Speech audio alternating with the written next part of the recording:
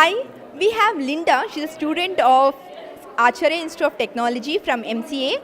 So let's see what's her experience on this workshop. Hi ma'am, thank you. Ma'am, today it was a very good experience which I had performed today. That's why I had a theory subject knowledge only so much, but today it's a practical knowledge, a hands-on experience I had. Even though I had studied, mugged up everything that the words, but still saw front of my eyes and hands-on experience to hack someone's password. It was a good experience because if I would not have attended this workshop, it was a big loss for me. That's true. Thank you, Linda, for sharing your experience.